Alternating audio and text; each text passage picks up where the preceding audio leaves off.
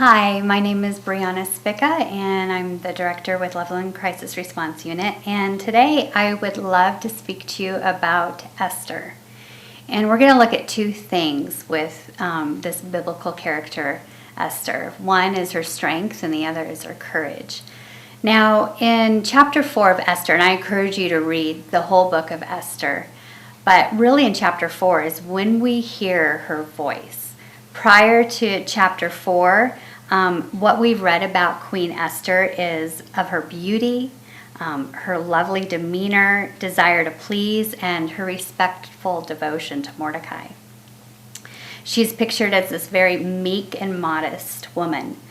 But now suddenly in the context of crisis, because we have now the king of Persia being influenced by a servant to expel, not just expel, to really do away, destroy the Jews. And so it's under this context of crisis that she's woven into the story, and now she's queen of Persia. And she's beholden to have this choice in how she's going to respond. And she has her maidens come before her and tell her what is happening in the land and what is happening to the Jewish people. And she becomes deeply distressed, and she speaks, and her words show us another aspect of her character. So we see this serious conversation take place between Esther and Mordecai through these letters that are being delivered back and forth through this messenger.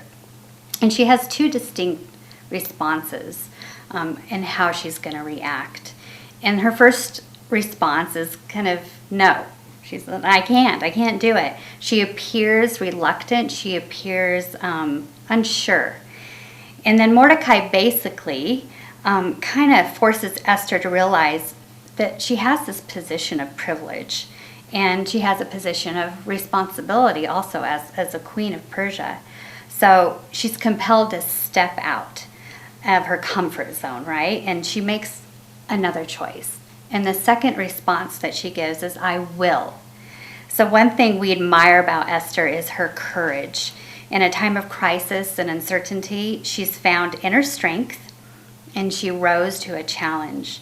And so we hear in this verse within chapter 4, she says to Mordecai, she says, go gather all the Jews to be found in Susa, and hold a fast on my behalf, and do not eat or drink for 3 days, night or day. And I and my young women will also fast as you do. Then I will go to the king. Though it is against the law, she's going to go. And she makes this bold statement, if I perish, I perish. So you hear this determined spirit of obedience in her words. So she's discovering the source of this courage within the midst of all of this. She's under fire, she's under pressure, yet she has this courage. Now, courage is not the absence of fear.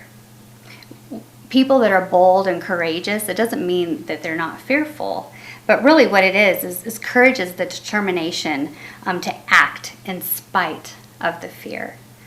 So when we look again in the next session, we're going to look at how did she derive this strength? Where did this courage come from? So we'll look at that at the next session.